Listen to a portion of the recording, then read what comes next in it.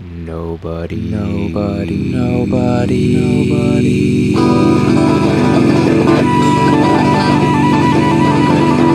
Nobody reads short stories. Hi, everyone. I'm Jeremy. And I'm Megan. And of course, you're you, and you're watching Nobody Reads Short Stories. Yes, welcome. So this is episode 10, the season finale of season 2. And tonight's episode is going to run about 90 minutes. So here is Claire Chapelli and Michelle Murphy reading MD News, A Dragon for Christmas. A Dragon for Christmas by M.D. New. Chapter 1. Carmen, mija, you awake? Do you want something to eat? I opened my eyes. I'm not hungry. You need to eat. How do you expect to keep your strength? I don't respond. The magical charms upset my stomach to the point where I can't eat. I know they are supposed to fight the curse, but do they have to make me feel so bad? Even the ones my dad helps to create, they all suck. Mija. I'll eat something later, I promise. I have to respond or Mom will keep bugging me. All I want to do is rest. I glance out the window to the training yard.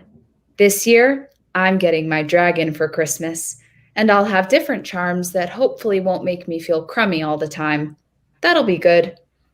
I thought I was going to get it a few years ago when Maddie got hers, but my bonding with the yellow-tip dragon didn't stick, even with the fancy charms the master dragon trainer created. It sucked after the yellow-tip was gone and I was cleared of its influence. I had to start the whole testing and training process again. It was either go through the process or have the curse come back full force, and I really didn't want that to happen. Oh, look, an African tiger stripe just flew by the window. There are all different kinds of dragons that people can get, like the California greenbelly. That's what Maddie has. I'm hoping for the blue bottom from Lake Tahoe or the mountain poppy. It's a pretty orange. I suppose I shouldn't be picky as long as I get a dragon. I have to remind myself not everyone can get one. You have to be born special, like me. I forget the exact day, but back when I was 7, my folks and the master dragon trainer told me I was going to get my very own dragon. I was so excited because I met Maddie right around the same time, and I realized when we grew up, I was going to marry her. I watched the dragons flying around down in the training yard amongst the trees. Seeing the other kids playing with their dragons, I wish I could be with them. It's not cold and there isn't any rain today, but I'm stuck in my room, recovering from my last round of tests. I shifted my bed for a better view out the window, but I can't see Maddie or Gary, her dragon. She must be with her parents. I hope she comes by. She smells like strawberries, and her smile and laugh make me feel better. When I talk about marrying Maddie, my dad tells me to focus on my dragon first. My mom doesn't like me talking like that. I think it upsets her, but I don't get why. When I tell the DTs, dragon techs, about me and Maddie, they smile and remind me I need to focus on my testing and training. Dragon training is important, but so is being friends with Maddie. Why can't I do both at the same time? I guess it's because the training isn't easy and I get tired a lot, but if that's what it takes to get my dragon, then I'm gonna do it. I shift again, unable to get comfortable. I've been in this room too long and need to get outside and move around. If I were at home, I'd be in my own room. My bed is huge and fluffy with lots of pillows. Mom let me pick them out myself. I love my house. It always smells like freshly baked bread. Well, it used to, before I started training for my dragon. Now it smells funny, like the training center. My mom is always cleaning and doesn't want to bake anymore. Still, I'm lucky. I don't live far from one of the best dragon training campuses in the country, the Packard Family Dragon Foundation. It's amazing, and right next door is this big, fancy college. I hope to go there when I get older, but my dad wants me to go to his school where he teaches. Anyway, I have time before I have to make that choice. A Gilroy glider soars by my window. It's double the size of the African tiger stripe and is a solid brown color. So cool. There are 3 humongous dragon breeding centers here as well, so I'm doubly lucky. I've gotten to go to the big facility in San Jose where we live. It's huge and filled with at least one of every type of dragon. Maddie and I went there once during one of her extended stays at the center while she was training. We had such a blast. Maddie's family has to come from Reno for her training.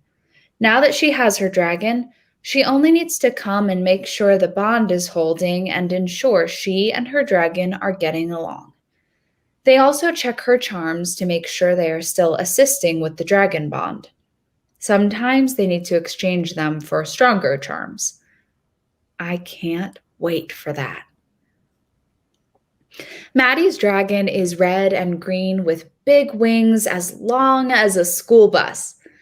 Most California green bellies have a lot of green in them and are gigantic, like the size of a car. I bet Maddie will be able to fly on Gary if she wants to, someday when he's full grown. Gary started out tiny and all green, but now when I see him, he's mostly red, but he still has his green belly, which has tiny little hairs that make it fuzzy and soft. According to this book I read on dragons, the California green belly used to spit fire, but that trait was bred out of them a long time ago. That kind of sucks because a fire-breathing dragon would be so cool.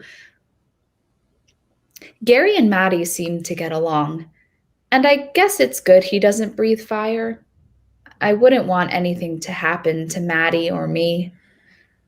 I've gotten to go out with them in the yard a few times during their training sessions. He's amazing and makes me want my own dragon even more. I've got the name of my dragon picked out, but I'm not supposed to say yet, so I don't. My dragon, when I get her, I'm sure is going to be a blue bottom with a purple body and long blue wings. She's going to have a sleek, fast body, not big and bulky like Gary. I cough. You okay, Mija? My mom asks from behind her tablet, brown eyes narrowing. Her hair is brushed back in a ponytail, and I think she has perfect eyebrows. She and Dad are here most days.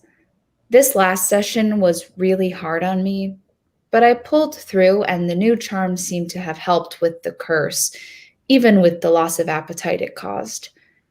When I woke up the other day, they were both in my room watching me.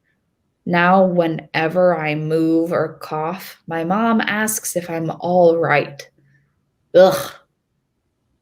I'm fine. Just tired of being in bed.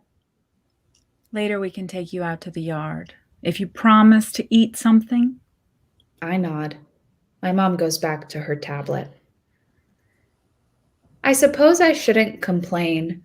My mom works for a high-tech company that gave her a lot of time off for my training. My dad is a professor of spellcraft and mysticism at Santa Clara University. Magic runs on his side of the family, so he got a job teaching it to others. He's been doing it forever, although the only spells I've seen him conjure are charms. I guess his job is important because the master dragon trainer and he talk a lot, especially about my charms.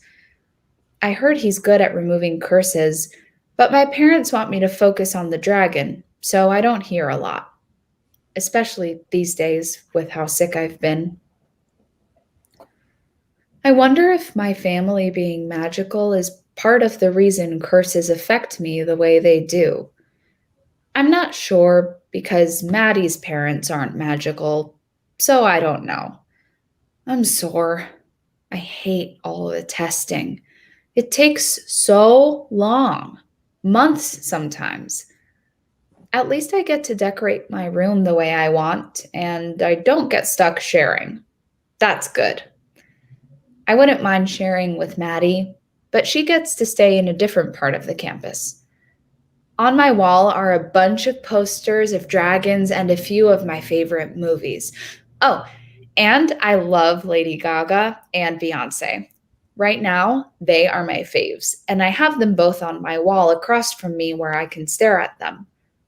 At least, not when I'm studying or watching TV.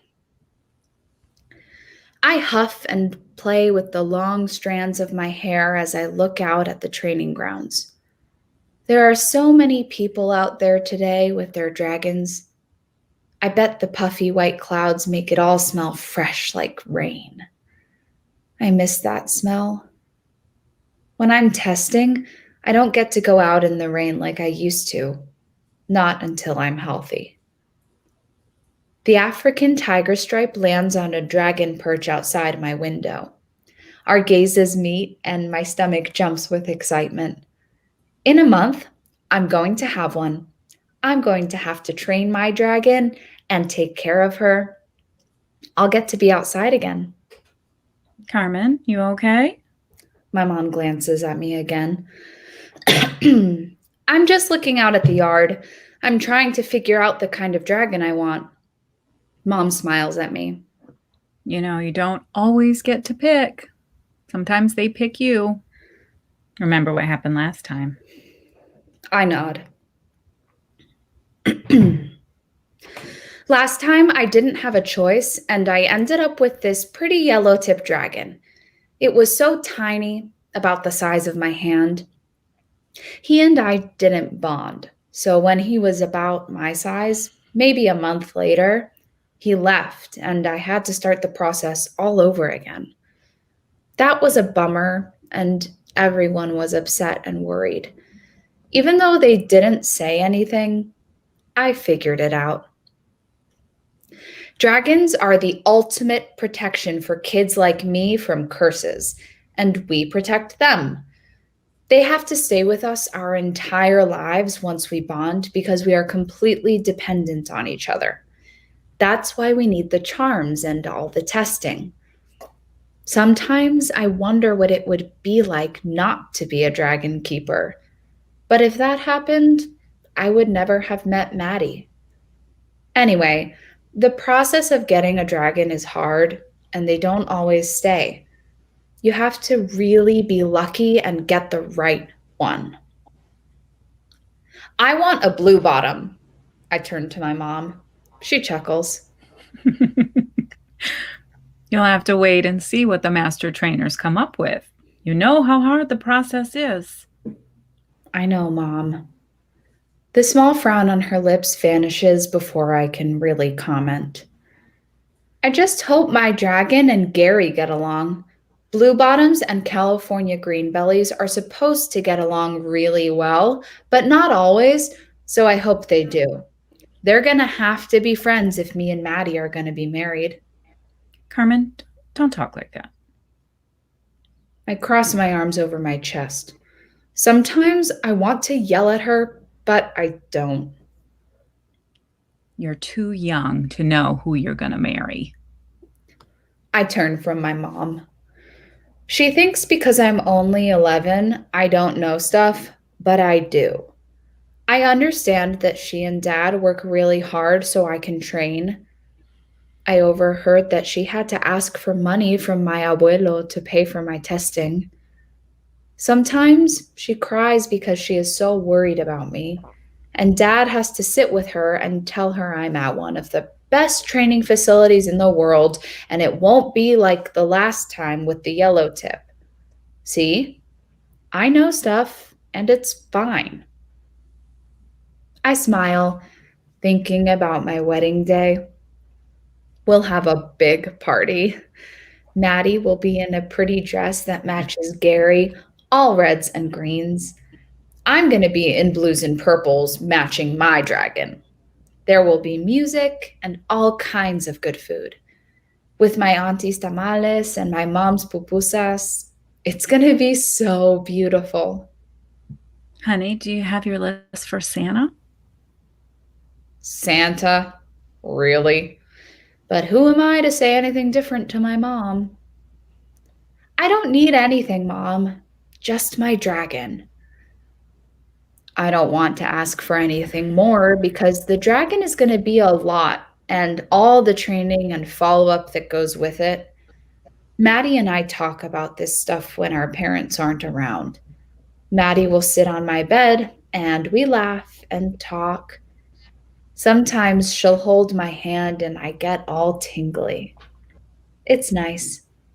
Carmen, come on. Santa needs to bring you something, especially since you'll be here at the testing facility. Maybe you should ask for your own cell phone. Really? I turned to my mom. Is she serious? A phone of my own? That would be great. You mean it? You think I'll get one? I could text Maddie all the time if I had my own. Well, you have to ask Santa. I can't say for sure. She said over the top of her tablet. Maybe you haven't been good enough this year. That would be so cool. I leaned back on my pillow, allowing the softness to engulf me. Maddie has her own phone because she's a year older than me, but I get to use my mom's when I want. Still, having my own personal cell would be great. The door to my room opens, revealing Maddie, the bright lights illuminating her like an angel. Hi, Mrs. Garcia. Maddie says as the door closes. Hi, Maddie. My mom puts down her tablet. How are you feeling today? I'm good. No side effects from my training or the charms, so I get to go home after Christmas. That's wonderful news. Mom smiles. Hey, Carmen. Maddie rushes over. She has bright blue eyes and beautiful brown hair that she brushes back in a ponytail. She wears glasses, but they make her look so pretty. Hi. I wave up and sit higher in my bed. How was your testing? Maddie pulls the chair from the corner over to my bed. The DTs say that it went good, but I'm just tired. I remember. The testing's the worst. Where's Gary? Maddie points to the window. Outside is her big red and green dragon. He's sitting on a dragon perch. He puffs out some smoke and shakes his wings at me to say hi. He's getting huge. Maddie nods. My folks worry he'll be too big, but it would be cool to ride on his back. She glances over at him. He's still too small and not strong enough to carry his weight and mine. Bummer. Still, riding him would be amazing. The master dragon trainer said our bonding is going really well and that I won't need to come back for 2 months when they check out my charms. She holds up 2 fingers. Lucky. I try not to frown. I want to be happy for Maddie and Gary, but that means I won't get to see her as often, and that sucks. Now I really hope I get a phone from Santa. Maddie, Mija, did both your parents come this trip? My mom asks. Yes, ma'am. My mom slips her tablet in her bag. Can I trust you two alone? I want to go talk to your folks. I laugh. Nah, we're gonna jump on Gary's back and fly away. Maddie laughs. I love that bubbly laugh. My mom purses her lips and points at me. Remember, Santa is watching. Yes, Mom. Maddie and I watch as my mom heads out the door. The door clicks behind her. Santa? Maddie gets up from the chair and jumps on the bed, sitting with her legs crisscrossed. I get a whiff of her strawberry scent. As long as I believe in Santa, I get gifts. I adjust my legs so Maddie has more room. Are you excited about getting your dragon? I try to hide my frown, but I don't think I'm fast enough. What? Maddie's eyes narrow on me. Carmen, what's wrong? What if she doesn't like me? What if she goes away like the yellow tip did? That won't happen. You're older. Last time you were 7. That was too young. Even the master dragon trainer said the chances of the yellow tips sticking around weren't very good. I pull at the strings of my blanket, which I suddenly find so fascinating. The training costs so much, and I heard my folks talking about selling the house to pay for more training if this doesn't work. I don't want to move if it doesn't happen this time. Maybe I don't really need a dragon to protect me from curses. I want to add that I'm getting tired of trying, but I keep that to myself. Carmen, it'll work. How do you know? Gary told me. Gary shakes his head back and forth, and his muzzle dips in agreement. What if I end up like Jasper? His parents spent all that time and money only for him not to end up with his dragon, and he got cursed really bad and almost died. And with no dragon of his own, the charms won't protect him for so long. I finally get the string loose and pull it from the blanket. That's not gonna happen. You don't know.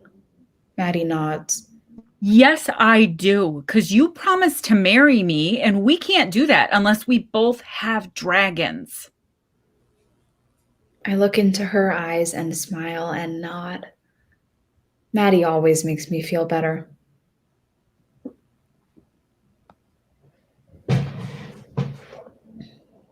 See, I told you your mom would let you come outside with me and Gary. Maddie brushes her ponytail back over her shoulder. Why can't I walk? Why do I have to sit in this stupid wheelchair? I grumble as we watch a pair of Canadian whites chase each other, using Gary as the target to run around. I was right about the air. The clouds and the slight chill make it smell fresh and clean, even with the musty smells of the dragons. You know the rules. You can't overdo while you're recovering from the testing. The charms are good, but they're not that good. They can't keep the curse away all on their own, just temporarily. Maddie rubs a hand under Gary's muzzle as he huffs out some smoke. He's getting annoyed at the whites. You think? I was getting annoyed just watching them. Listen, in a few more weeks, you're going to go in for your final test. Once you pass, you get the charms for your dragon. Maddie smiles at me. Gary snaps at the whites and they scurry off. Maddie and I laugh to the point where we both start coughing. I don't mind the coughing because it's good being out with Maddie. What do you think it'll be like when we get older? I ask after we both calm down. Well, we'll have a big house with plenty of room for our dragons, of course. Of course. I'm going to be a detective. I want to help people. Maddie leans back and glances up to the blue sky. I think I want to be a magic teacher like my dad. Dad promised to teach me after I get my dragon and come home. That'd be cool. If I do that, I'll get to bring my blue bottom with me to school. I laugh. That would be so amazing. Not a lot of magic teachers have dragons. Maddie's phone chirps and she pulls it out of her pocket. She sighs. It's my mom. She says we need to come back. The DTs want to check you out again. They suck. If it helps you get your dragon, does it really matter? I suppose not. I release the brakes of my wheelchair and we head back to my room. Gary flaps his big wings behind us.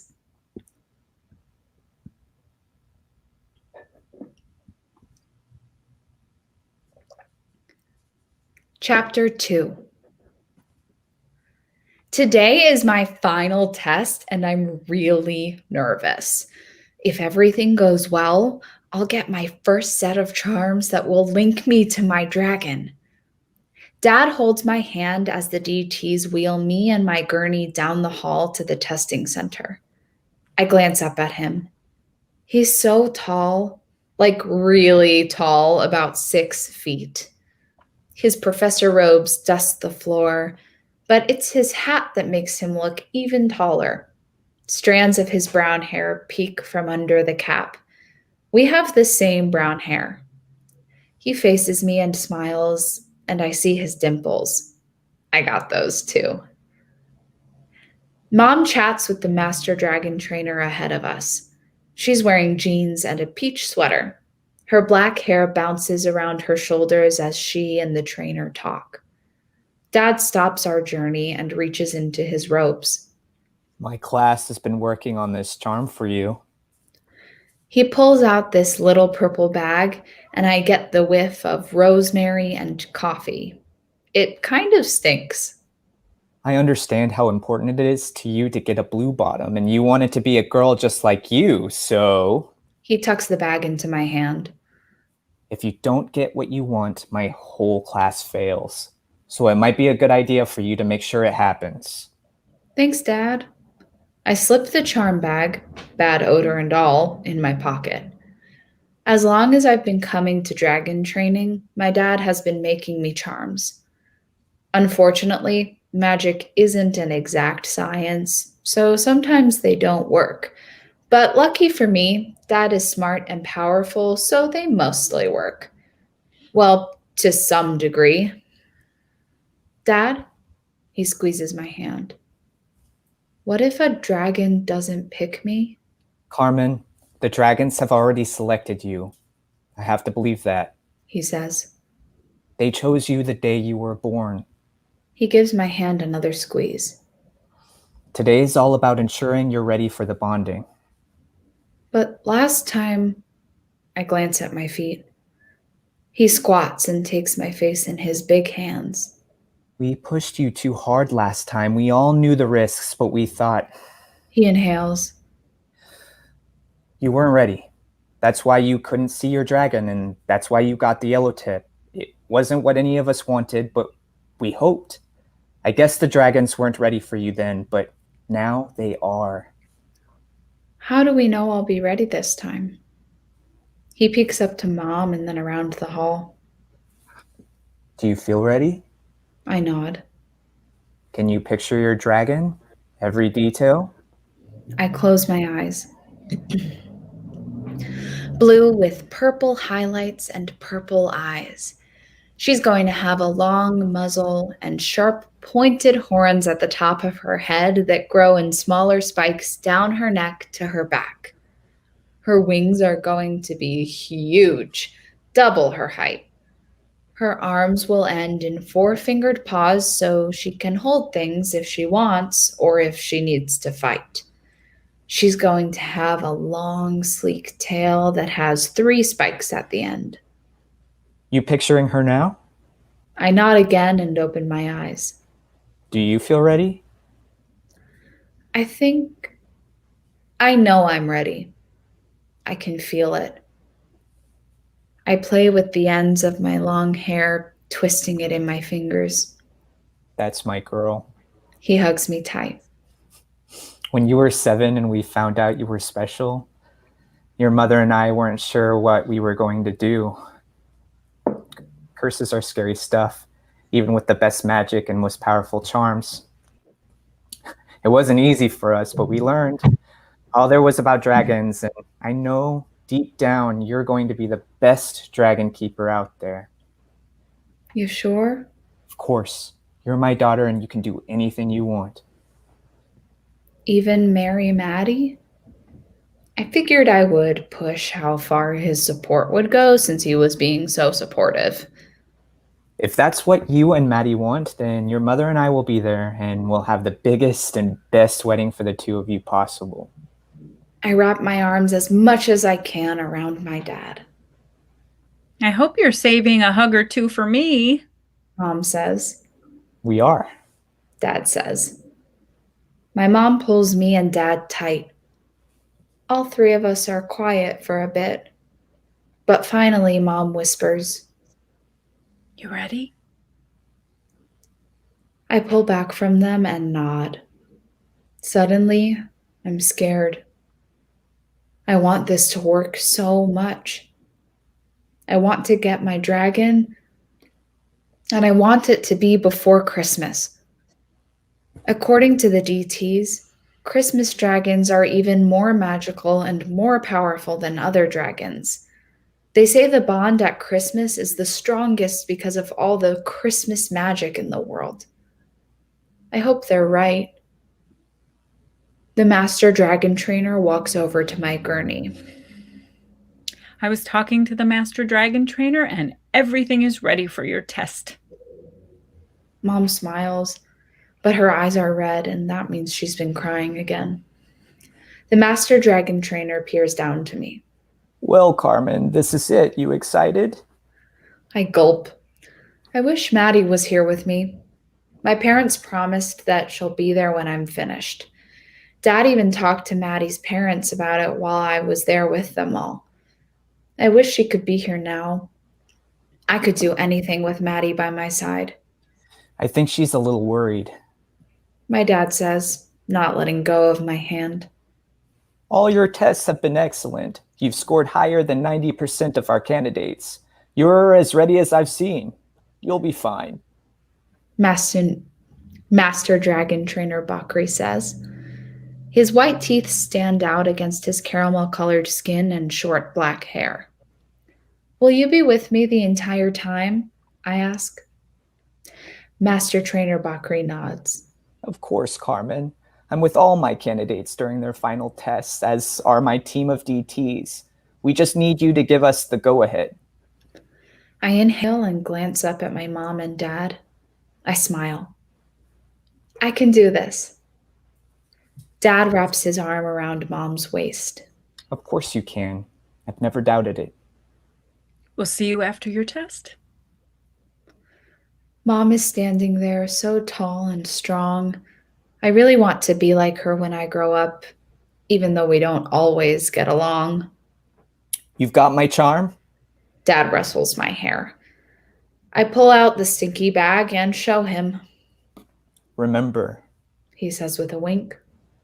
All 70 of my students passing rely on you passing today. I smile at him and stuff the charm back into my pocket. I'm ready.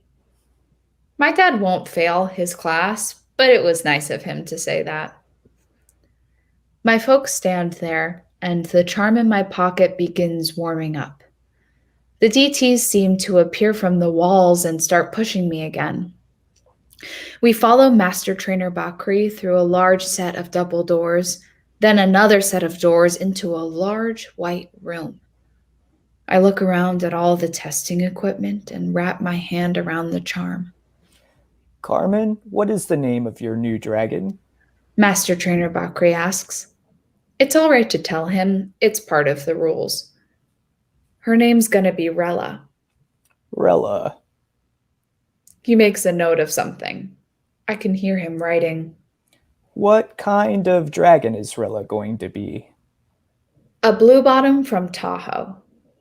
That sounds like an amazing dragon. I want you to close your eyes and start to picture your blue bottom. Every detail, and let's hope your blue bottom named Rella hears you. I do as I'm told, and I start to picture Rella. She's blue with purple highlights and purple eyes. She has a long muzzle and sharp pointed horns at the top of her head that grow in smaller spikes down her neck to her back. Her wings are going. I blink my eyes clear. The sky is bright blue. The air is cool and damp, and the rushing wind whistles in my ears and blows my hair back. I glance down, and I'm on the back of my fully grown dragon. She's beautiful.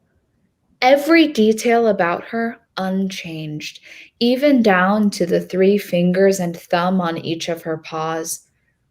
Her eyes are the color of lilacs, and her skin is so blue it almost vanishes in the sky. Just like I pictured, her wings are purple. I raise up my hands as we soar past a big, puffy white cloud. This is amazing. Rella goes into a nosedive, and I hold on. Her power and speed force me close to her back. Her skin is so warm, I can't believe it. This is better than anything imaginable. I was expecting her skin to be hard and scaly, but it's smooth and soft. It moves easily under my touch. She glances back at me and nods. I run my hand along her back and lower neck. I love this. I'm able to control her movements with just simple touches. I read that as you and your dragon's bond continues to grow, you can think commands and she'll do it. I think about home, and Rella banks to the east toward my distant neighborhood. We get real low to the trees. Everything is decorated for Christmas. All the Christmas lights and the displays in people's yards. Up ahead, I see my house. There aren't any lights up, and I don't see the tree in the front window. I guess my parents didn't want to do anything this year with me at dragon training. Next year, I'm going to help, and we're going to have a big tree with lots of presents and more lights on the house than anyone else. Rella huffs, and I rub her neck. Right, girl? Next Christmas is going to be huge, and we'll both be there. Rella circles my house a few times. I get a faint scent of fresh cookies. It must be the neighbors. They always bake. I love the aroma from their house at Christmas. I hope they're going to bring us cookies this year. I wonder if I could fly to Maddie's house from here with Rella. It's a long trip by car, but on the back of my dragon, we'd be there in no time. I bet you could have us there in minutes. I rub Rella's neck again. She clicks her jaw, and a quake runs through her body.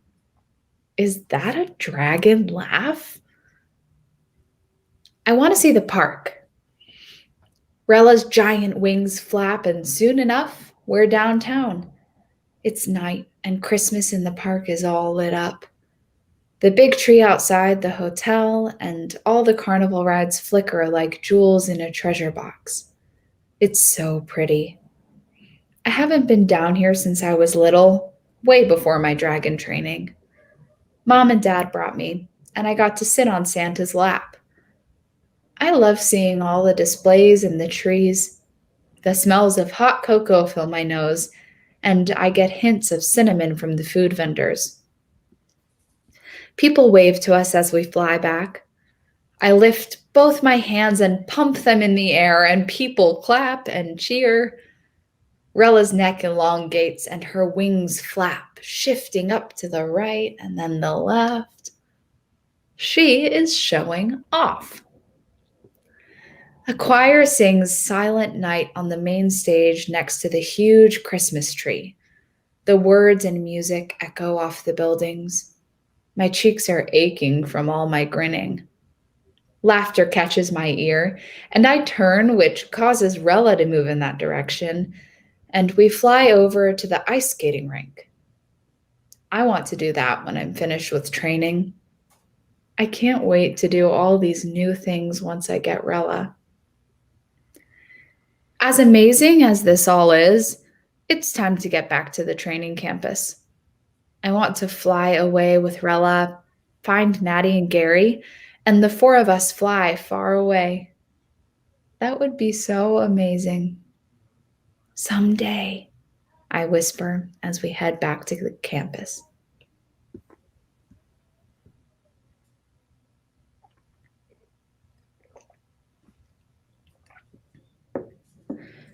Chapter 3. Gradually, I open my eyes. My mouth tastes like a sandbox and I can't move. As I blink my eyes, I remember flying on Rella. Totally amazing. I was free and happy, and it was the best I felt in a long time. Well, since all the training and testing started. I take a deep breath and sleepily glance around. I'm back in my room. I'm not on the gurney anymore, so I must be better. Mija. My mom jumps from her chair next to my bed. I'm tired, I managed to say. The testing was harder than they thought. They had to bring in a specialist and additional equipment. Dad says. He's on the other side of my bed. I turn to face him. How are you feeling? Can we get you something? Did it work? I try and shift, but my body is slow to respond. Did I get my dragon? I don't feel any different. I see all sorts of charms around me, some I'd never seen before, and some I was unfortunately too familiar with, like the one to keep the curse away. That one always makes my stomach upset, so I can't eat. I hoped never to see that particular charm again. But it's here, so maybe the testing didn't work. We haven't been told yet. My mom hugs me. Where's Maddie? Outside. Dad lets go of my hand. I didn't realize he was holding it. Everyone is here. Maddie and her folks, as well as your Aunt Rebecca and Uncle Joaquin and your grandparents. Okay, I say through a drowsy haze. We were worried about you. Mom lets me go. The final test took longer than expected. The DTs and Master Trainer Bakri were with you, so we had to wait for news until you were finished. Did I get my dragon? I think I asked already, but I don't remember the answer. Mija, we don't know. Mom takes my hand in hers. I think I frown, but the side of my mouth is a little wet, so I probably drool instead. Gross. I reach up with my other hand and wipe my mouth. I sniff, and the stink of the coffee and rosemary assault my nose. I drop the charm, and it lands on my lap. They let me keep it. I thought that wasn't allowed. Something must have gone wrong. The door creaks open, and I turn my head. The light from the hall floods into my room, and standing there is the outline of Maddie.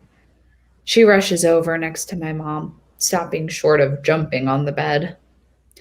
I saw Rella, I say. Rella? Maddie asks. I named my dragon Rella, after Cinderella, your favorite movie. Maddie smiles. My body warms and my heart speeds up. Mom looks at her, then over to Dad as everyone shuffles in. Both sets of grandparents are here, and Aunt Rebecca and Uncle Joaquin. I never realized how small the room was until everyone piled in. Everyone is talking so fast, and my mind is moving so slow that I don't understand much of anything. My grandparents are fussing, not over me yet, but over my mom and dad. I'm glad for the break. There are 4 of them and only 1 of me, and that's a lot of fussing.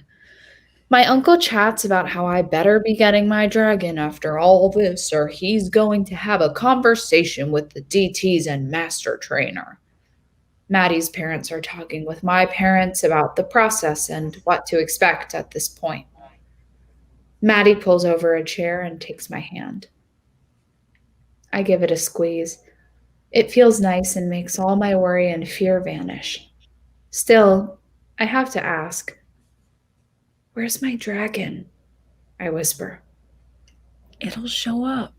You'll feel it. But the bonding. I frown. I need to start the bonding right away, and I have to get the new charms or none of it will work and I won't be protected from the curse. At least, according to the books. But it's almost Christmas and it won't matter. You'll end up with the best possible bond. Maddie pats my hand. Maddie, I lean closer and glance over to my family, who are all busy talking. Maddie, I'm scared.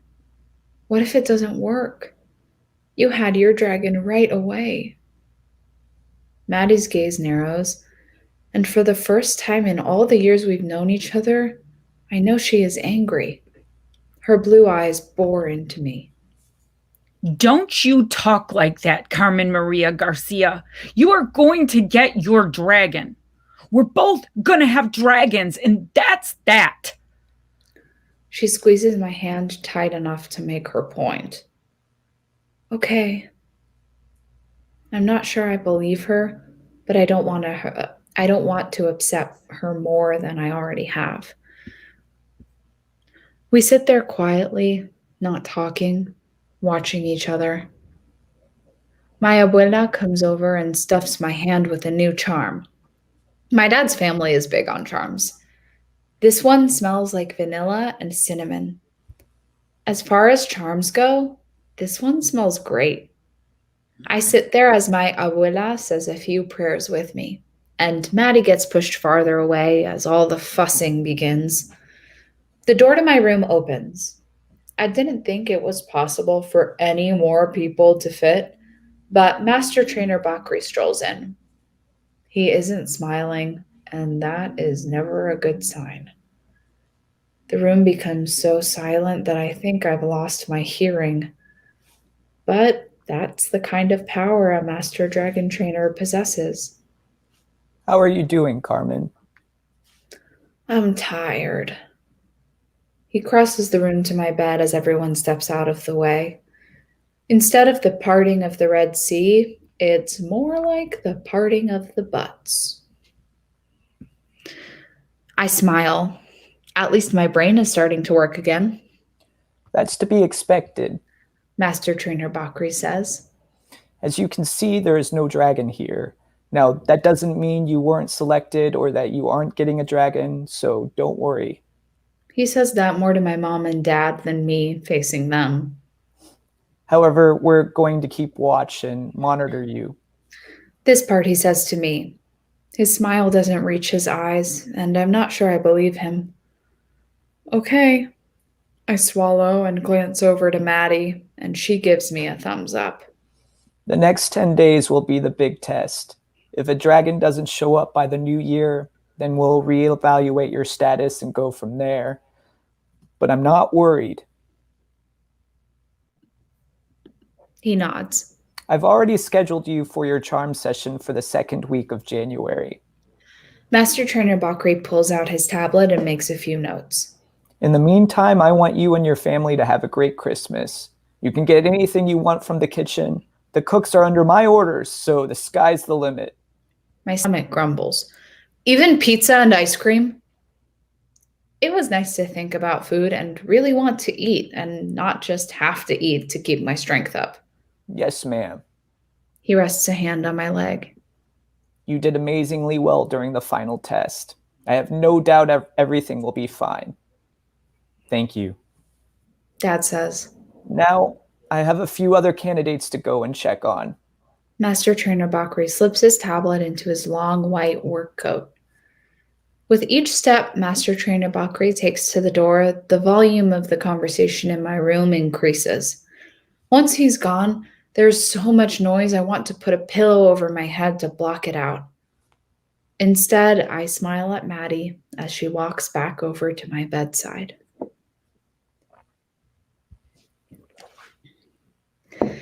Why my mom insists on playing Christmas music as we open presents is beyond me. There are only so many times I can hear Frosty the Snowman, especially since San Jose has no snow, not even on the hills this year. Plus, I am not in the mood for presents. I want my dragon to show up. It has been 2 days and nothing. Not even Aunt Rebecca's tamales cheered me up. And I made sure to eat a bunch of them just to make sure. Instead, I sit here with a bunch of presents, and out the window, all I see is rain. Carmen, open your gifts. My dad leans over from his chair and picks up a wrapped box. What does it matter? Mija, Mom tries to keep her voice as level as possible. I realize you wanted your dragon by Christmas. I turn from her and the window. I can't watch her try to cheer me up. All I see is the red and puffiness of her eyes. She's been crying, but hiding it from me. I know it's not good. I know the curse will come back. What about this one from Maddie? Dad holds up a medium flat box with a bright gold bow on it. I sigh. I take a bite of the cookie from our neighbor. It's chocolate chip and yummy. It's not their fault. I have to be patient, but it's so hard. I saw Rella. I flew on her. So why isn't she here yet? If I miss the window to get my charms, then I have to start all over again. And that means more time feeling crummy and more money my parents have to spend to keep the curse from coming back. Money I don't think they have. I don't want them to have to sell the house. Plus, I'm always tired of feeling lousy.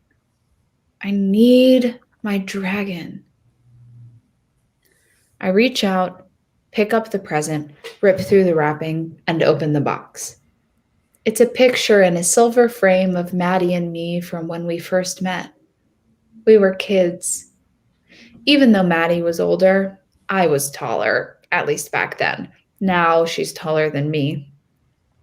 We're both out in the dragon training yard, wearing dumb Christmas hats because we had to shave our heads for the first part of our testing. I run a hand along the frame. That was a bad Christmas. We were both sick because of the charms and the curse, and the training was awful. This was probably our best day that whole holiday. I remember that Christmas. Dad points to the picture. It was awful. Mom gets up, picks up another gift, and joins us. Those sessions. Her voice cracks. You pulled through. Maddie and you really got close that first year. I'm glad you met her.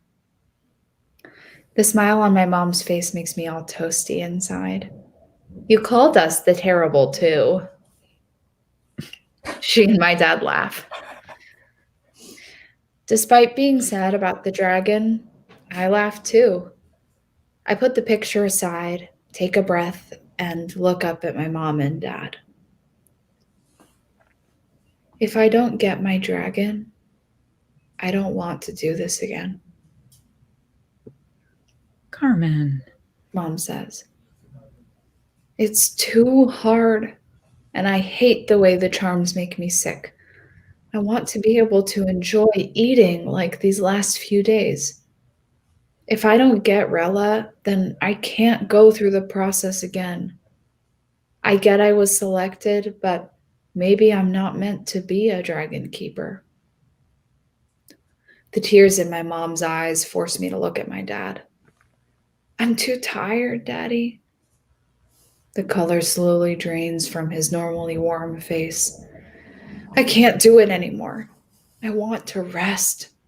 Don't talk like that. You're going to get your dragon. My mom's voice is so loud I fall back into my pillow. I'm just saying if I don't get it, then I don't want to do it anymore.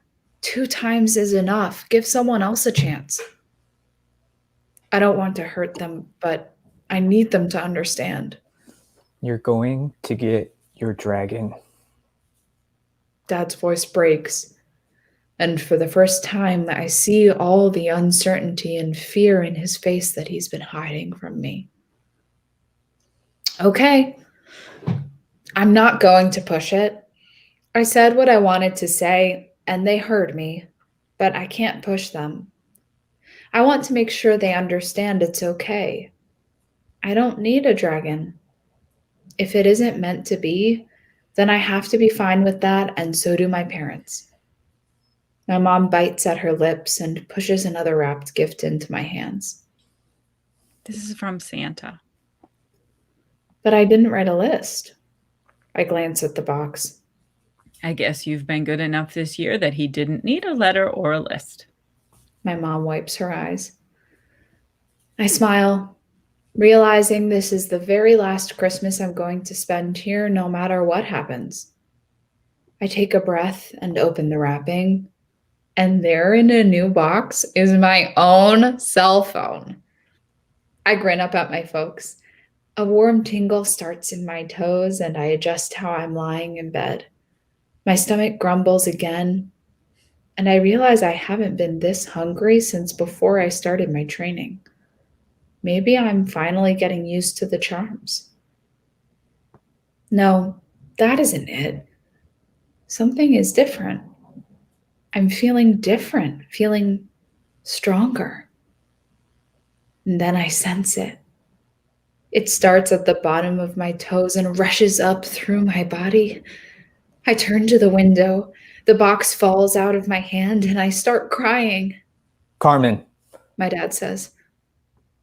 Mija. My mother's hands tighten around me. I'm calling the doctor. Something's wrong. He reaches behind me. No, I gasp. It's Rella. I point out to the window. Open the window. Outside the window in the rain is a blue-bottomed dragon. She's tiny, barely the size of a cat. Her purple wings are flapping hard and she's fighting to stay in the air. Rella is squawking and starting to hit the window with her muzzle to get into my room. Our eyes lock as she nips at the window, and I nod. It's real. She's real. I knew it all along. I got my dragon.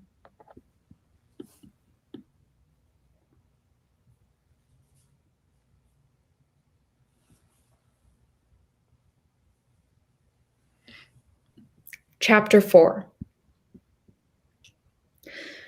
Rella and Gary flap around above Maddie and me.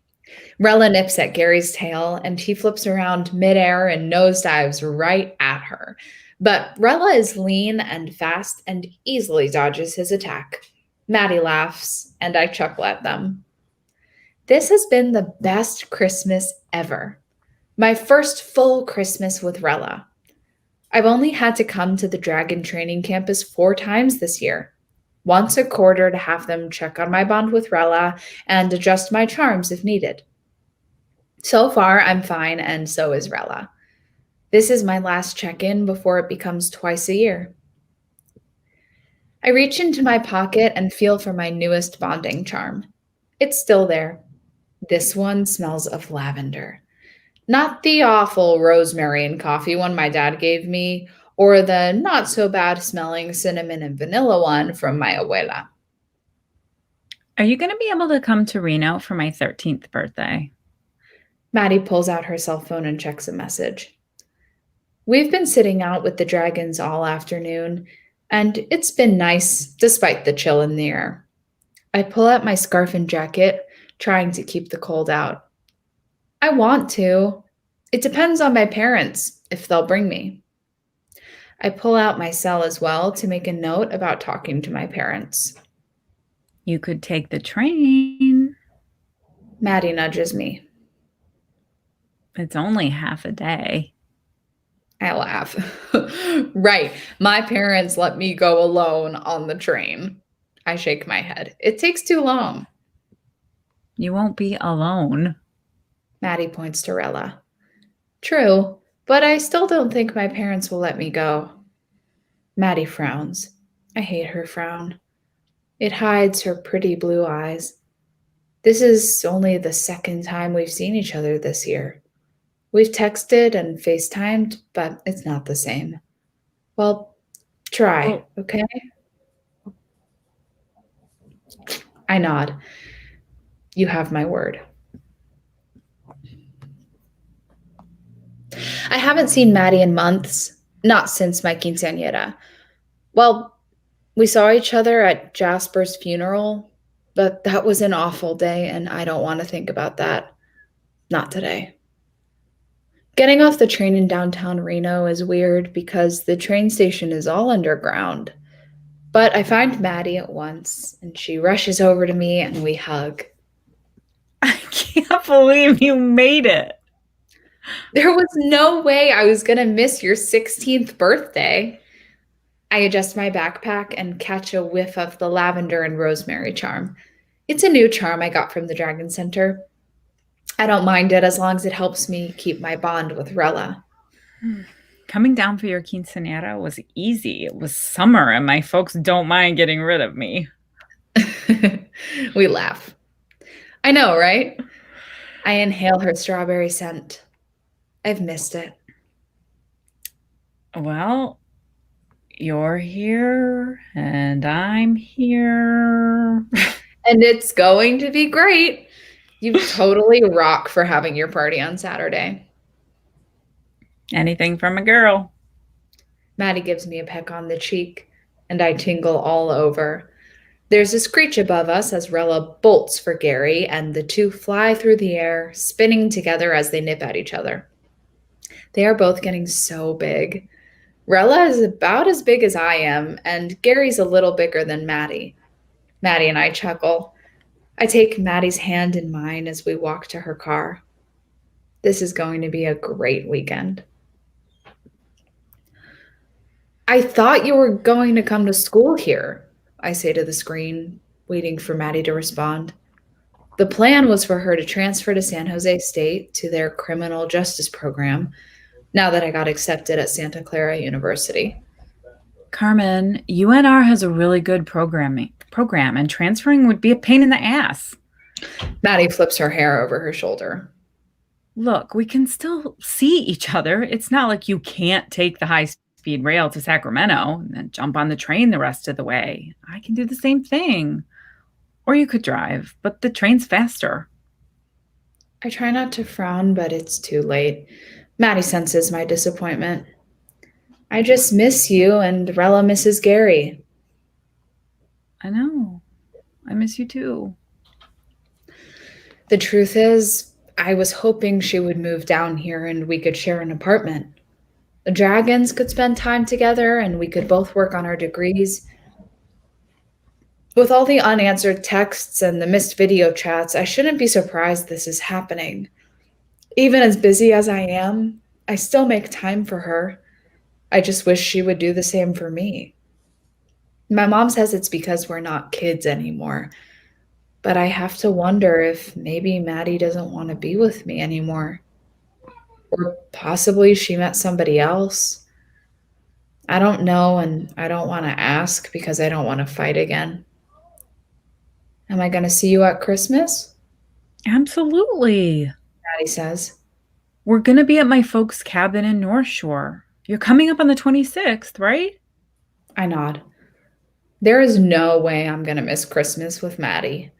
It is the best time of year, especially since her parents bought the cabin a few years ago. The snow is wicked, and it's a nice break, especially from my crazy family.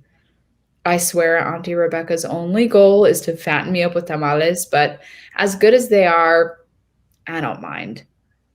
It means I have to watch what I eat the rest of the time. Crap. Maddie says as her screen blinks. I have to head to work. Call me this weekend, okay? She kisses her hand, then touches it to the screen. Love you. Love you too. I kiss my hand, then do the same. I sigh as the monitor goes blank. I pick up the vanilla and berry charm and toss it between my hands. I look over to Rella and she huffs.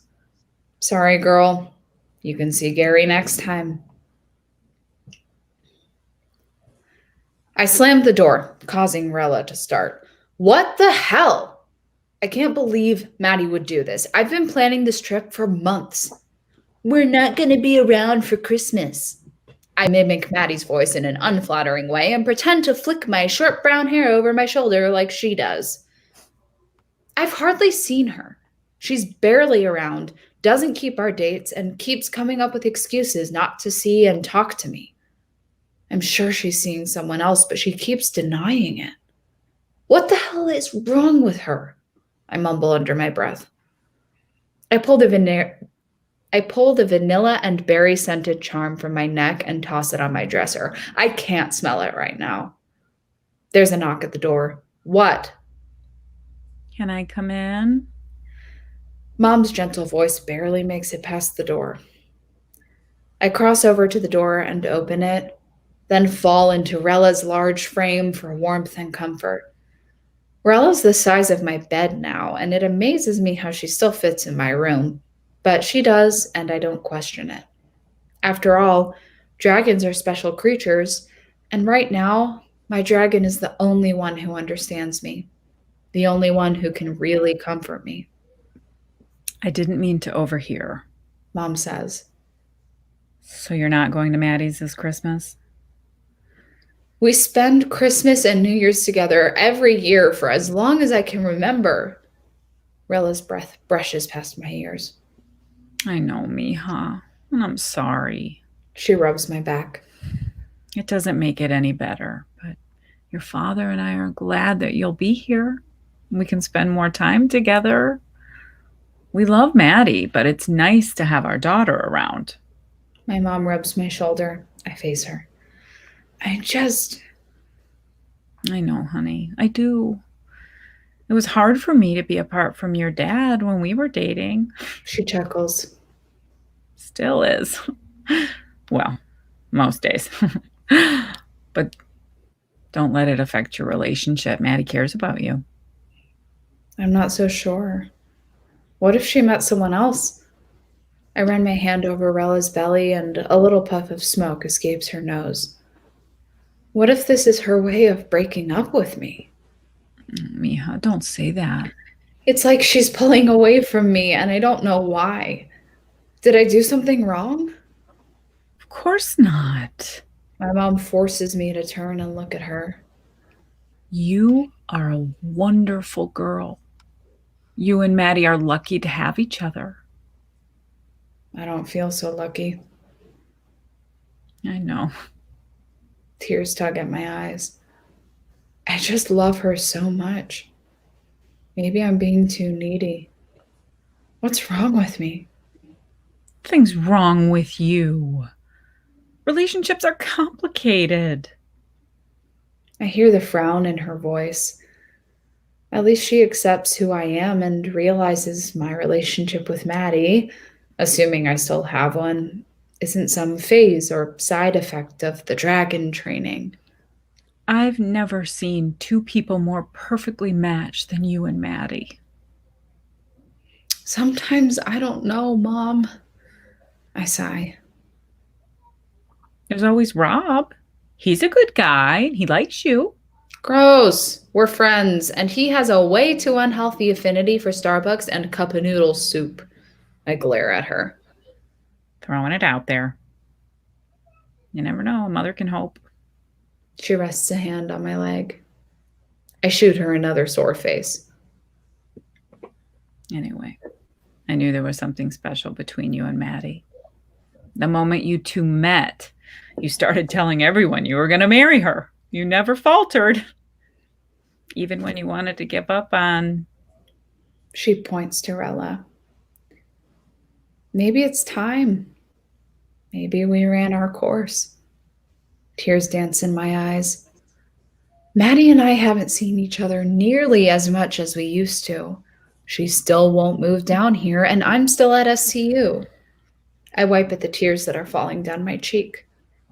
Mija, don't make any rash choices. My mother gives me a big hug and whispers into my hair. We love you no matter what.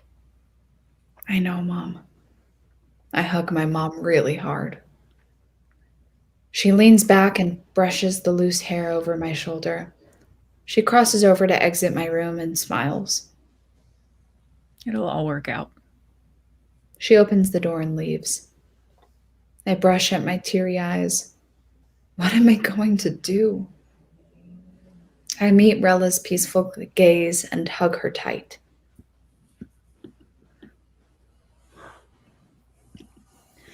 I'm running down the hall of the new training center in Reno. I had to leave Rella outside.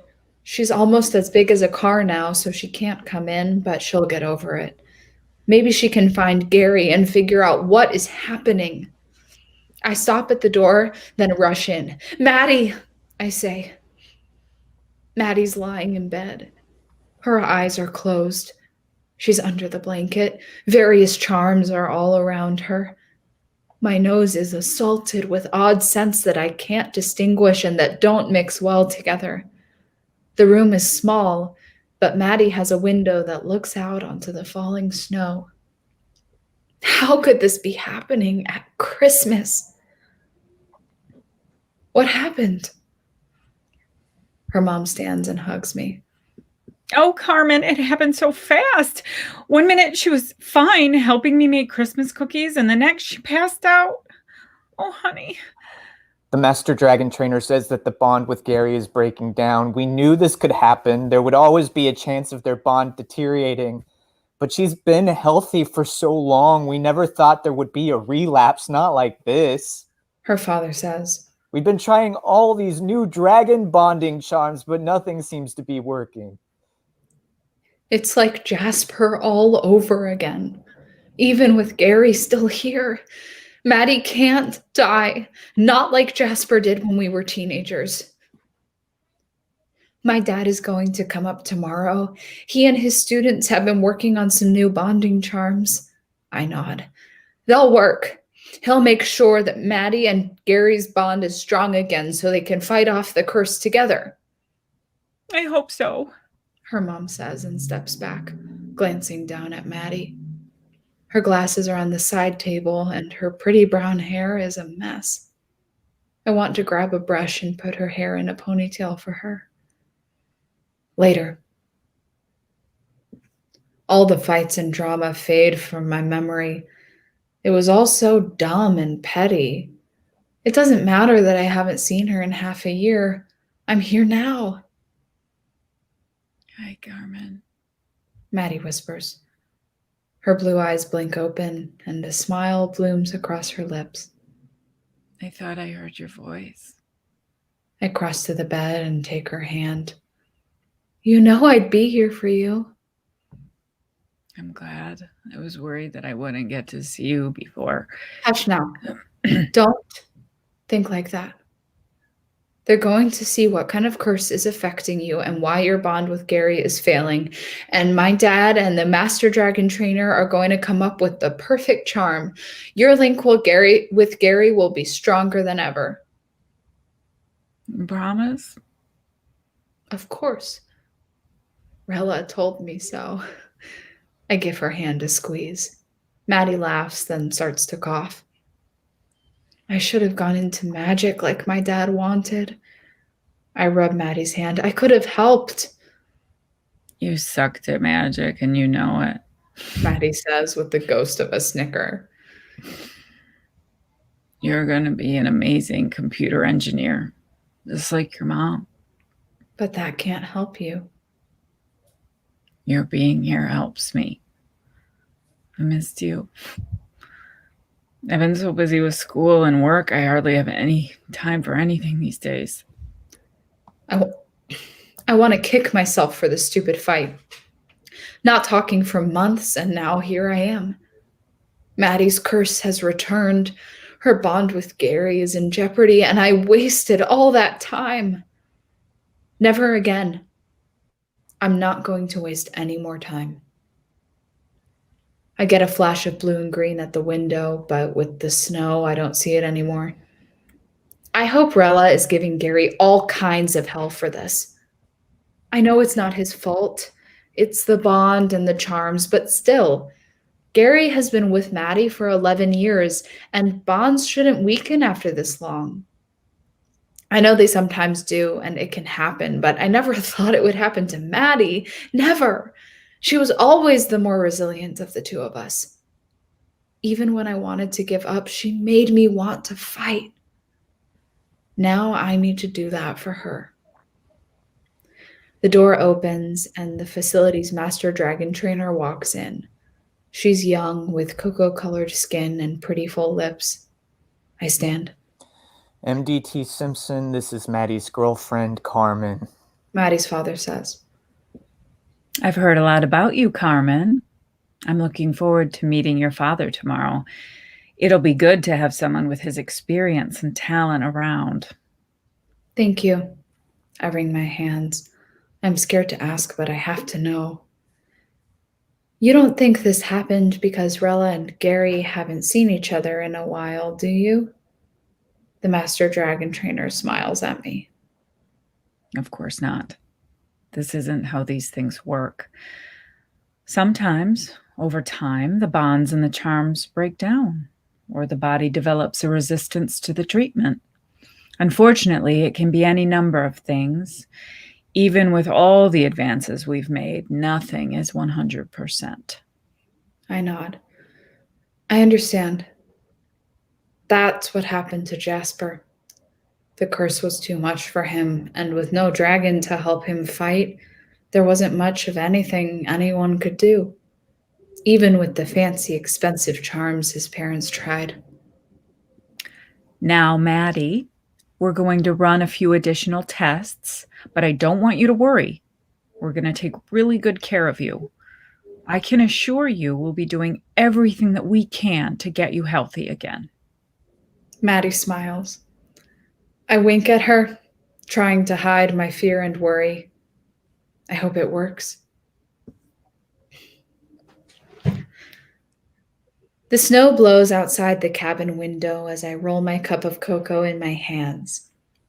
It's hard to believe today is the day. I think back to Maddie in the training facility. Her road to recovery was a long one. Master Dragon Trainer Simpson and my dad had to work for months to test the new magical charms on Maddie.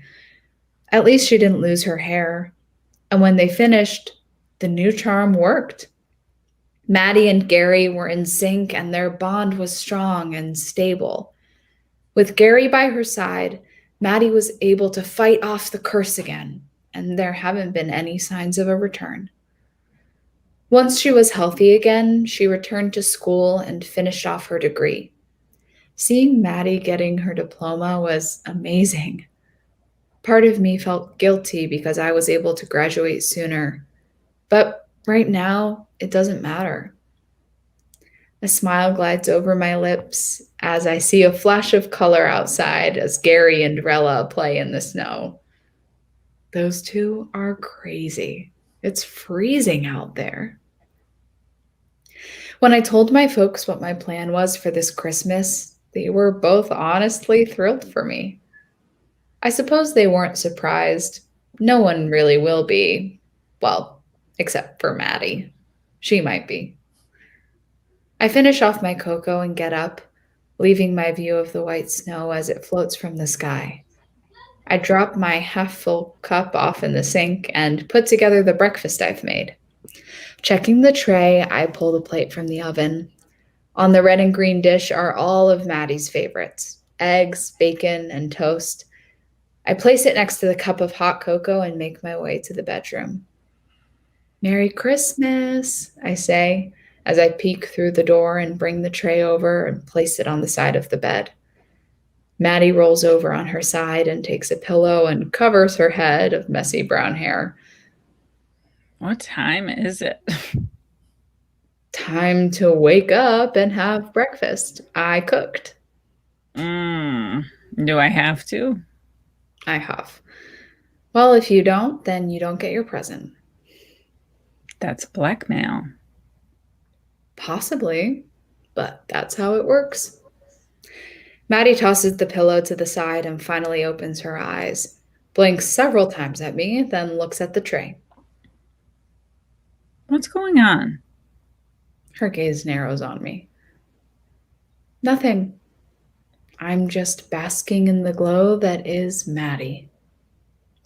Maddie crosses her blue eyes, squishes her nose, and sticks out her tongue. I chuckle. Maddie sits up and takes the tray. Looks good. She sniffs it. Smells good, too. Thank you. I sit on the bed and enjoy this quiet moment as Maddie eats her breakfast. The snow continues to fall outside the window. Everything is covered in a blanket of white. It's hard to make out any of the trees or the mountains in the distance. If it keeps falling at this rate, we're going to be snowed in, which is fine with me. There's another flash of the dragons outside. I doubt they'll mind either. I snatch a piece of Maddie's bacon off her plate. I wasn't able to eat earlier, but the bacon smells too good to pass up. Maddie leans back, sipping her cocoa. My compliments to the chef. She wipes her mouth with the napkin. I smile. Within one tick of the clock, my mouth is like a desert and my heart is pounding in my chest. I thought this would be a lot easier. I had this whole speech planned and now I can barely speak. I glance around for a glass of water or something, but I left my cocoa in the kitchen and Maddie is drinking hers. Ugh. What's wrong? You've been acting strange this whole trip. I do my best to clear my throat and pull out a small box. Merry Christmas. My voice cracks, and I'm forced to clear my throat again. What's this? I go to speak, but no words come. I nod at the box. Maddie opens the gift and a gentle gasp leaves her lips. With great effort, words exit my mouth. I've been waiting since I was 11 years old to ask you. There is no one I love more in this world than you. And there is no one I want to spend my life with more than you. Will you marry me? Maddie's blue eyes sparkle with tears as she slips the ring out of the box. You already know my answer. Honey, you need to stop pacing. Mom's no help. She's sitting in her chair, her right leg bouncing off the knee of her left leg like there's no tomorrow. Her black hair is all pulled up off her face in a French braid. She had it colored to hide all the gray, and she looks beautiful. I can't tell which one of us is more nervous, even though she's trying to play it cool. I can't help it. I tug at my dress. I have blue and purple ribbons in my hair that are starting to annoy the hell out of me. I can't believe I thought it was a cute idea. The door opens to the dressing room. My dad walks in. His brown hair is now mostly gray, but he still has his dimples. I remember him being so tall, and now we're almost eye to eye, especially when I wear heels, like today. He takes both my hands. You look beautiful. Thanks, Dad. He kisses my cheek. Are you ready? I nod. What about Rella and Gary? They're all settled. My dad reassures me. I take in the changing room. It's small with just the basics, a few chairs, a full-length mirror, and a desk table thing. My street clothes are hanging on a makeshift clothes rack, makeup and brushes everywhere. It's a mess. But I'm here. I'm finally here. Okay. I take a deep breath and reach out my hand to my mom. The three of us stand there and I smile at them. Thank you for everything. I know what it took for you to get me here. For you to get here. You're the best parents. And I'm sorry for all the trouble I caused you. My mom starts waving her hand in front of her face. Don't make me cry. The holographer and his assistant will kill me if I have puffy eyes. I knew from the time we found out My dad says. you would beat it. I chuckle. The thought of being a dragon keeper warms my heart. Now look at you. You finished college, you're getting married, you're doing all the things you ever wanted. You never gave up. He kisses my cheek. But I wanted to give up. When I was 11, right before I got Rella, I wanted to give in to the curse. I didn't want to fight anymore. Then when Maddie was cursed again, I didn't want to go on without her. I know there were curses knocking at my door then, and I almost answered. Even Rella sensed I wanted to give up. But I didn't. I fought. The dragons can only do so much. I had to do the rest. Magic would never be 100%. Let's do this, I say, and we head out. I'm the first at the altar, which is fine with me. The sooner we get this over with, the faster we can get to the party, and the wine, even though I'm not supposed to have wine, it reacts badly with my bonding charms, but both Maddie and I get to splurge today. The other reason I don't mind being up here first is I get to watch Maddie walk down the aisle. I've waited 18 years for this moment, and I don't want to miss it. The church is decorated in red and green for the Christmas holiday, and I'm happy we get to have a Christmas wedding. This time of year means the most to me. So many milestones were reached. Maddie and I became friends during that first Christmas at the center. We had our first kiss the Christmas I was 14. We got engaged the Christmas we were up at her parents' cabin in North Shore, the year after our scare with Maddie's curse returning. We got snowed in, and it was perfect. Christmas was also when I got my dragon. I peek over to where Rella and Gary are sitting. They are being so well behaved, and they're happy. Their tails are intertwined. I owe this moment to them. The music begins, and Maddie crosses the entry with both her mother and father, then walks down the aisle. She's beautiful in her gown. It's not red and green, but cream, and it hugs her curves perfectly. Her blue eyes sparkle in the light, and her brown hair is pinned up with simple braids. I take a breath and face my folks. My dad holds up a small bag, one of his charms.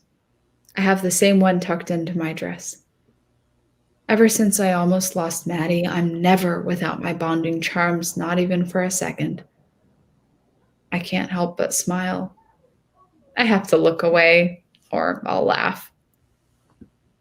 I face Maddie, my Maddie, as she walks closer. She's the most beautiful woman I've ever seen. I turn away because I don't want to cry. Rella and Gary huff, and small puffs of smoke come out of their noses. They seem so small now, but they're not. They are mighty dragons and always will be. I've been a dragon keeper since I was 11, and I will continue to be one. It won't be easy, and some people, even after years and years, lose their dragons. That won't happen to me. My family sacrificed too much. I went through too much to get here. I won't allow it. And as long as I have Maddie, my beautiful Maddie, with me, I can do anything. We can do anything. Together. I take a deep breath, and I get a whiff of strawberries. A hand slips into mine. It's Maddie. She smiles at me and whispers, I got my dragon for Christmas. The end. Yay!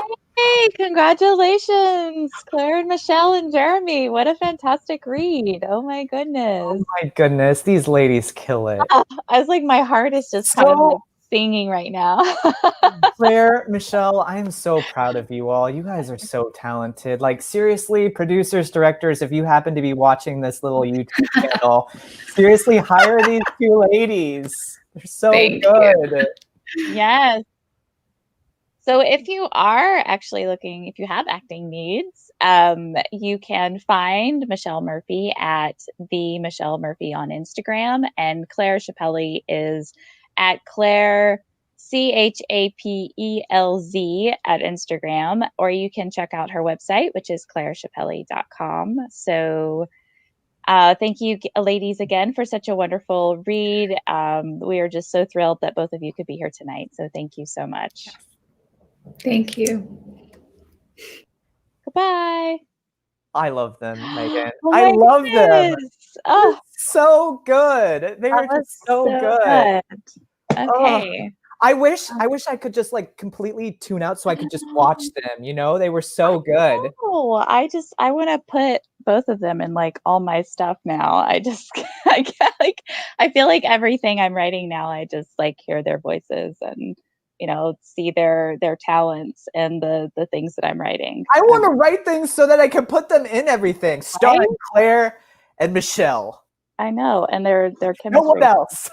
together. Yeah, I just love their chemistry as well. Okay, so before Jeremy and I go babbling on more like we're doing right now. Yet. Oh, we are such babblers. So let's do Cranky. I'm going to crank Cranky for 3 minutes because we love to babble.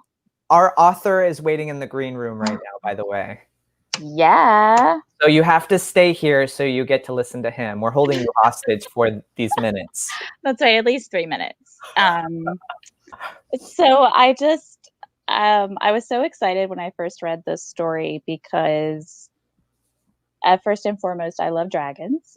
And I didn't know that. I didn't know that you love dragons. I do. Why didn't you tell me this? You just said we're doing this piece. You didn't say why you wanted to do this piece. I thought you knew. Oh yes, I love dragons. I was obsessed with this book series, Dungeons, and it's based on Dungeons and Dragons, but it was all like this season series, like Dragons of Summer Flame, and then there was like Dragons of Spring and all of that, and I was just obsessed with it. And I was obsessed in 5th grade.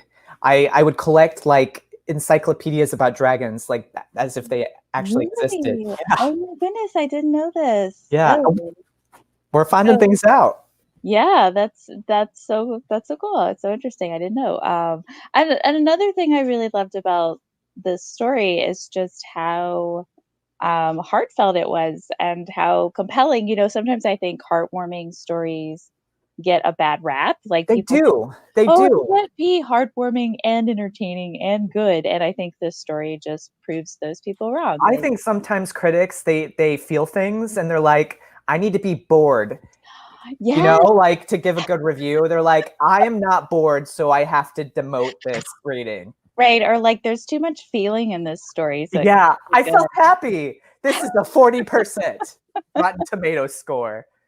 No, I think it is incredibly brave. People talk about like dark things being brave. No, I think it's incredibly brave for a writer to be like, I just want something to feel good. Like, especially in these times, Absolutely. And thank you for bringing that up, Jeremy, because I do 100% agree with that. I think to write something that is cold and dark is challenging. Don't get me wrong. I'm not saying that it's easy, but when you start writing about things that bring up feelings, whether they're good or they're bad or they're tough or they're hard, it's harder. It takes, it's brave and it's a risk and it takes courage to write those things because you're writing about something that you feel and is going to make other people feel, and there's always risk in that. But I think it's so worth it, especially like Jeremy mentioned, like now is the time to think about those good feelings and to write about those good feelings because everybody needs them right now. And speaking of this, Maureen says, I enjoyed this beautiful and heartfelt story. and the great reading by Claire, Michelle, and Jeremy. Oh, Thank you. thank you, Maureen. That's so wonderful.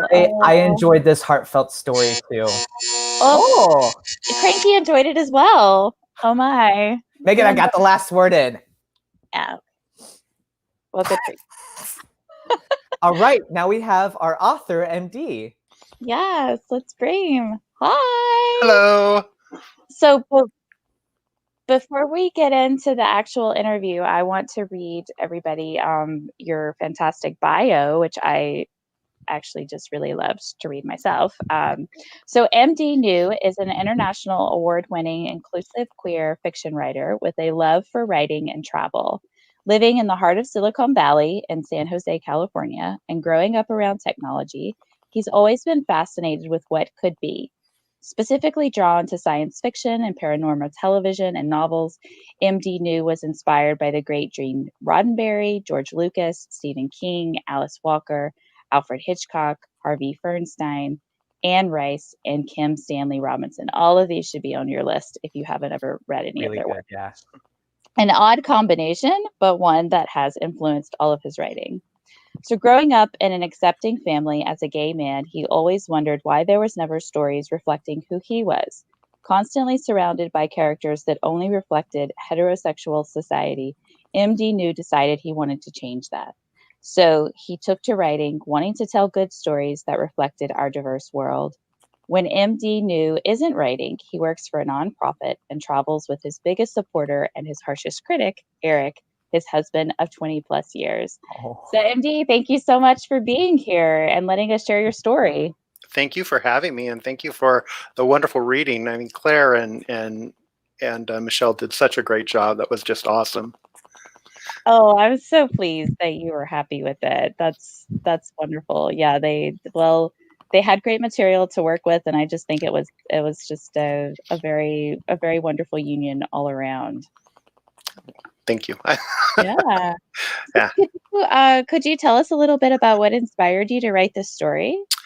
So for me, writing this story, one, I've loved dragons my whole life, so that was a big thing. I wanted to figure out a way to how to write a story that had dragons in it that wasn't like a fantasy story. Still, it was contemporary, so that was part of it. And I just, kind of like you guys said, I needed to write a story that showed hope and faith, and as dark as the world can be, there's always a light at the end of the tunnel somehow. I mean, in some way, everybody deserves and should have their happy ending, and I wanted to write that story. And with Carmen and Maddie, they were just such perfect characters, and they just came together so well that their story was a happy story that just needed to be told, and people need to hear stories like that, especially when we're talking about inclusivity and all those sorts of important issues that are so topical today. You need to see characters that represent everybody and show a world where it doesn't matter. All these obstacles may be there, though the obstacles are what's hard, not who we are as individuals. And so that's what I wanted to show. I think you did a great job. I was going to say, Megan and I have had this conversation before where some people write about, like, say they have gay characters and it becomes all about the gay issue. What I love about this piece, MD, is that they happen to be gay, but like you center it on actual human things that we all feel. I think that's beautiful. Like, it normalizes differences. Yeah, because it's not about them being gay. I mean, you have that little bit where Maddie's mom was kind of, when she was younger, was kind of like, well, mother can hope type of thing. But that was it. And I think that that's honest, and I think that that's real. Yeah, that is real. So, but the crux was dealing with the curses. I mean, getting these two girls healthy so they could live a life together and be happy and have their dragons. Yeah, and to that point, one of the things that I really appreciated was having grown up with my own health issues. Like, I really appreciated having this story about characters who are kind of having to overcome health issues, but it not being entirely about the health issues. There being this romance involved, and there being this sort of wrestling with just growing up and understanding struggle, and it not necessarily just being about what is going on with their health. And because I think when you're ill like that, especially as a child, like there's just so much focus on your illness that you're kind of starved for other things. And so I just felt like you dealt with the complexities of this story so well, and in such an authentic and honest way that it just really came off so beautifully. Yeah, I have a niece who has chronic illness issues or health problems ever since she was, a baby. And, despite all of that, she still had to grow up, right? She still was a teenager. She still had dating issues. She still she had all the drama that goes along with being a teenager, but didn't, but as well as having the health issues were never the focus. They were always there in the background, and they still are now. But it doesn't negate everything else that she went through and still goes through. And that was kind of why it was so important to show that. It was like, yeah, okay, they're dealing with this health issue, but no, they're still teenagers. They're still kids. They still got to grow up. They have hopes and dreams like everybody else. And that needs to be the focus. I also love how you use the dragons as a symbol for hope. And I think it's just so beautiful and honest that the dragons don't always remain. And I think it's also really beautiful that you don't make it bad that the dragons leave. Like that's a part of life, and it's hard, but like you make something beautiful and touching while also being honest about things that can happen. Like some of the lines that you had in this, I have said, because I've also had health issues, and I'm just like, man, he hit it. Yeah. It's not easy. And unfortunately, it's a struggle that you go with your whole life. And there's going to be good days. There's going to be bad days. There are going to be really bad days. And getting through them is what matters.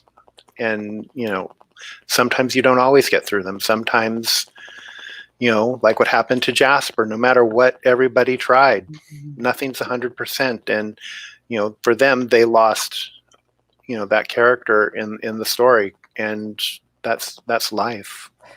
And Dee, what was the hardest thing for you, like writing this story? Because, as I mentioned, I have a niece who has health issues. When I wrote this story, my older sister was going through cancer, and unfortunately, she did not beat it. And so I wrote this kind of with them in mind. So the scenes where you're in the hospital, where the family's all around, and where you're having these conversations where at one point where Carmen is telling her parents that she just can't do this anymore. She's tired. That line hit me. Yeah. Well, and that line was a conversation that my sister and I had. And my husband and my dad are probably listening to this, and I don't think they know this. So this will be a surprise for them. But when my sister and I would talk, we would usually talk either, I would talk away from everybody. I'd be in my car or whatever. Well, this happened to be a conversation that my sister Dawn and I had, where she just was saying how tired she was and how she just didn't think she could do it. And she wanted it to be okay. And she needed it to be okay. And so that particular scene, every time I hear it, every time I read it, that is such a hard scene for me because that was real. And I think it's real for a lot of people, but for me, that one was very real. And so, yeah, that one was tough. I mean, there are a lot of tough parts in it, but that one was particularly tough because it was like going through that. And then, of course, the dragon's name also touches my heart because it's my sister's nickname was Rella. Aw. Oh, I And love so hearing that in the book, it brings up good memories for me, but it's one of those things that's kind of, every time I wrote it, it was kind of like, ugh, or even when I hear it, it's you get that tingle or that reminder, you know. And Dee, you're so brave. Like Megan and I have often talked about vulnerability in our writing, and I just kudos to you. You're so brave. Yeah. I don't know about that. It's the Do you voices in my feel head. like writing this story? Do you feel like writing this story helped you like process what you were feeling about that experience, or? Yeah, for me it did. It kind of helped. You know, it's like all writing. All writing helps. But I really, Right. for me too, this was just to kind of an honor for them. You know, to kind of tell a little bit of that story. So yeah, it you know, it was it's just, you know, it's special. Yeah, I don't know if that answered your absolutely. question. Oh, yeah, no, absolutely. I mean, we have, Jeremy and I like to talk about like writing and how kind of like writing serves you in your life, and so I think this story is an example of, you didn't have to write exactly what, or at least the story doesn't encompass like exactly your experience, like word for word in personal moment by personal moment, but you can feel the authenticity of your emotions in the story, and I think that um for the writers who are listening, like if you're feeling a moment and you want to write about it, it doesn't necessarily have to come out in its most realistic form. It can come out as in dragons or in Dragons, a love and freaking story, dragons. and it can still be helpful and cathartic and creative in a way that kind of helps you process that. And I just think that's really beautiful um, addition to the story and to sort of the context of the story, because you can feel it, like whether you know the context or not, you can still feel that authenticity and vulnerability in the words. You know, I'm glad that you say that, because that was kind of always been the hope of the story, is that people would feel it and could relate to it, and that it felt honest and genuine. There's nothing worse than writing something that people catch doesn't feel authentic. And Right. this needed to feel authentic. This needed to feel real. This needed to feel grounded. Yeah, absolutely. Absolutely. And I've personally been going through some family health issues. Like both of my parents contracted COVID, and so there were like moments in this story that like really hit me very deeply, but it also like made me feel like really comforted in ways that I didn't expect. So thank you for that. Yeah, I think now, especially, a lot of people are feeling this, especially with COVID and the isolation that people are feeling, you know, from all points. I can't imagine what it is like to be alone in an ICU unit where family can't come and see you. But that's a reality. And that's been a reality for multiple viruses and illnesses for a very long time, where people are just so compromised that they can't be with others. And so, yeah, seeing that now, it's kind of, we need those messages of hope. We need to know that there's a light and it's going to get better. Absolutely, absolutely. Well, is there anything else that you would like to tell us about the story or add to the conversation? This has been so lovely. No, you know what? I just want people to take away that, you know, I want people to enjoy it. I want people to relate to it. I want people to see a little bit of themselves in the story. And I just want them to you know, the big thing is, you know, kind of remember that everybody's going through something. You may not see it, you may not know it, but that's kind of the message of the story. We all got stuff. And we're all dealing with it. And even when Maddie and Carmen fight, you know, Maddie realizes it was like, okay, how stupid was I? You know, I wasted all this time. And now the love of my life is lying in a hospital bed. No one wants that.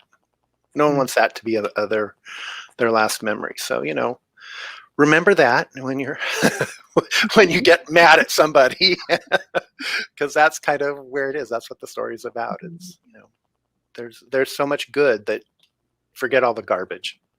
I so appreciate that you shared this with us and that we're able to post this as our final, episode of the season. Yes. I think this is a great one to leave it with, not just because Christmas is coming, but just because of the sentiment behind the story. Absolutely. It's the right story for the right time. It sure is. It was just perfect. So thank you again. And please, we tell all of our writers to stay in touch with us and let us know how your writing is going. And if we can be an advocate in any way, please let us know and keep us updated on your future work. Oh, High five, MD. Yeah, Yay! you guys are, what is it? You're all family now, so there's no getting rid of everybody. That's right. Everybody's in the fold now. Yeah. Oh, you're very welcome, and thanks again. Great. Well, thank you guys. And Merry Christmas and Happy Holidays. Merry Christmas and Happy Holidays. Oh, it's crazy that it's coming up. It's insane. Couple weeks. Is it about a week and a half? We're going to wake up and it's going to be Christmas. I'm telling you, because it really is. Been going crazy. No, we're going to wake up and Christmas will have passed. Yes, exactly. It's like, also, what happened? You're like, oh, I was going to buy you a present. I'm so sorry. I was sleeping. I must have missed it. Yeah, well, just remember, I take a size dragon. I like that. Oh, all right. Well, thank you again, and we will be in touch. And thank you to everyone who has been listening and supporting. And MD, if anybody wants to get in touch with him or read more about his work, you can find his website at MD New, that's mdneu.com. And check out.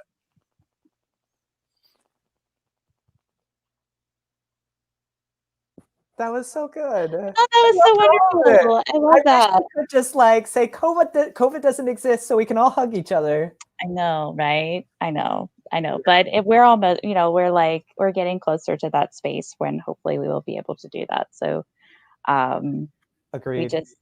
Between now is the time to just stay compassionate and stay kind and help everybody get through the next 6 months or so. So if you haven't already, please go to our YouTube page and like and subscribe. We are so excited. At the beginning of the show, we were up to 109 subscribers on YouTube. People are liking us. Can I have a Sally Field moment? What's your line? I want to have that moment. You like me. You really like me. You really like us. Jeremy's doing his happy weird face and dance. I always have a weird face. So thank you to everyone who has supported the show and subscribed, and to everyone who has subscribed on our audio podcasts, Amazon, iTunes, Stitcher, and Spotify. If you haven't done so already, please download one of those apps, and you can download any or all of our episodes onto your phone and take us with you wherever you go. So if you're riding in the car, you're doing errands or whatever, you need something to listen to while you're cleaning or getting ready or wrapping presents or whatever you're doing for the holidays, we will be there to entertain you. Perfect. And we're all different times. We warn you on what kind of time we have. So some will be 30, some will be 90 minutes. So you can get a full episode in wherever you are. And if you like this, it's free. So you can let your friends and family and maybe sometimes even enemies know. If there's a story that maybe you didn't click with and you want to send it to an enemy, and maybe Marie Corelli. I mean, that'll That's the one people are like, that Marie Corelli one. I like her stuff, but don't ever do Marie Corelli again. By the way, she's dead, so we're allowed to say things unless she haunts me in my Marie Corelli. We love her. Just our listeners don't like Marie Corelli. We respect people who don't like her, but we love her and do not apologize for reading one of her stories in season 1. Yeah, go check that episode out and let us know how you feel. What side of this you are on. That's right. It's season 1, The Hired Baby. Go check it out. And as a bonus, you get to hear Jeremy and I doing accents. So, oh wait, no, we didn't do accents, or did we do accents? I forget. We decided to We do did accents. do accents. Okay. Do you not remember? Well, you probably remember. blacked out because I blacked out parts too. Do you remember I the rehearsal definitely process blacked of out. that? Whew, that No, was I don't. traumatizing. Whew. We were so happy. I think that's one of the reasons why we like that short story so much is it's over. It was kind of terrifying to do that one. Speaking, But doing a lot of talking, we're really good at that. That's why we like social media. So you can find us on Facebook, you can find us on Instagram, and you can find us on Twitter. And if you have Twitter and you tweet us, use hashtag NRSS because we like that hashtag. And I don't know how I just whipped out a pen. that's right. I magically produced a pen. Actually, the hashtag is NRSS podcasts for those who want to Use send us some Twitter love. Don't use that one.